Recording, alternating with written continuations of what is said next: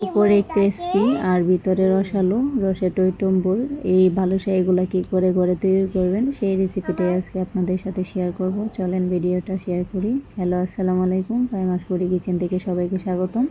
এখানে প্রথমে আমি একটা পাতিল নিয়ে নিলাম। ওই পাতিলে আমি 1 কাপের থেকে একটু কম নিয়ে নিলাম ময়দা। তারপর দিয়ে দিলাম হাফ কাপের পরিমাণ মতো গুঁড়া দুধ, 1 চামচ পরিমাণের হাফ চামচ দিলাম বেকিং সোডা, আর দিয়ে দিলাম সামান্য একটু লবণ। তারপরে একটু ঘি দিয়ে ভালোভাবে আমি শুকনো উপকরণগুলো মিক্স করে নিচ্ছি। আর এই শুকনো উপকরণগুলো আপনার হাতের সাহায্যে ভালোভাবে মিক্স করে নেবেন। আর এখানে মিক্স হয়ে গেলে এরকম অল্প অল্প পরিমাণে পানি দিয়ে ডোটাকে ভালোভাবে মতে নেবেন। খুব বেশি একটা শক্ত ডো করা যাবে না, আবার খুব বেশি একটা নরম ডোও করা যাবে না। এই তো আমি অল্প অল্প পানি নিয়ে ডোটাকে জাস্ট একটু মতে নিয়ে একটা মিডিয়াম টাইপের একটা ডো তৈরি করে নিলাম। আর এই ডোটাকে তৈরি করে নেওয়ার পর আমি জাস্ট হাতের সাহায্যে ফোল্ড করে করে আমি ডোটাকে এরকম ছিঁড়ে ছিঁড়ে নিচ্ছি, যেন আমার বালুশাহী মিষ্টির ভিতরে খুব বেশি লেয়ারযুক্ত হয়। আর আপনারা একটু সময় নিয়ে আস্তে আস্তে এরকম একটা খাস্তা তৈরি করে নেবেন। আর এটাকে এইভাবে ফোল্ড করলে ভিতরের খাস্তাটা লেয়ারযুক্ত হবে। আপনারা দেখেই বুঝতে পারতেছেন। এটাকে আমি এভাবে করার পর আবার ছুরি দিয়ে কেটে উপরে নিচ করে একটা লম্বা শেপ আকার নিয়ে নিব। আর লম্বা শেপ আকার করে নেওয়ার পর এইটাকে আমি জাস্ট আমার যতটা মিষ্টি হবে ততটুকু করে কেটে ততটুকু পরিমাণের পিস পিস করে নিব। এভাবে আপনারা পিস পিস করে নেবেন।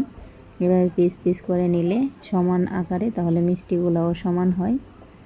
এই তো আমার পিস পিস করে কেটে নেওয়া শেষ। এখন আমি হাতের সাহায্যে এটাকে ভালোভাবে এরকম করে ভিতরে উপর নিচে দিয়ে একটা মিষ্টির শেপ দিয়ে নিব।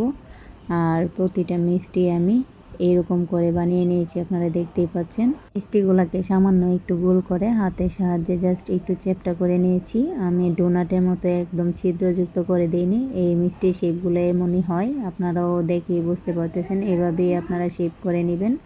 আমার প্রতিটা মিষ্টি শেপ করা হয়ে গেলে আমি চলে যাব পরবর্তী ধাপে। পরবর্তী ধাপে আমি এখানে একটা পাতিল নিয়ে নিলাম, যেখানে আমি একটা শিরা করব। এখানে একটা এলাচ দিয়ে দিলাম। এলাচ দিয়ে দেওয়ার পর আমি দিয়ে দিব হচ্ছে 1 কাপের মতো পরিমাণের চিনি। চিনিটা দিয়ে দেওয়ার পর সেই কাপ দিয়ে আমি সেম পরিমাণে পানি দিয়ে দিব। পানিটা দিয়ে দেওয়ার পর আমি জাস্ট একটু চিনি শিরাটাকে ফুটিয়ে এক সাইডে রেখে দিব। চিনির শিরাটা যখন ফুটে উঠেছে এটাকে এক সাইডে রেখে দেওয়ার পর এখানে একটা কড়াই বসিয়ে দিলাম। এই কড়াইতে আমি মিষ্টিগুলো ভেজে নেব। আর এখানে একটা টিপস অবশ্যই ফলো করতে হবে, মিষ্টিগুলোকে খুব লো আঁচে ভাজতে হবে। এই মিষ্টিগুলোকে খুব হেভি বা ফুল আঁচে ভাজা যাবে না। এটাকে সময় নিয়ে ধৈর্যের সাথে আস্তে আস্তে ভেজে নিতে হবে। তারপর এক সময় দেখতে পারবেন মিষ্টিগুলো আস্তে আস্তে ফুলে এমন উপরে উঠে আসছে। আর যখন সবগুলো এরকম লালচে হয়ে যাবে তখন আমি একটা স্টেনারে মিষ্টিগুলো উঠিয়ে নিব। উঠিয়ে আমি যেই শিরাটা করে রেখেছিলাম সেই শিরাটার মধ্যে দিয়ে দিব।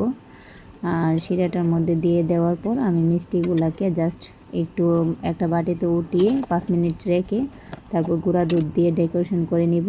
আর আমার এই ভিডিওটা যদি ভালো লেগে থাকে অবশ্যই চ্যানেলটাকে সাবস্ক্রাইব করে পাশে থাকবেন।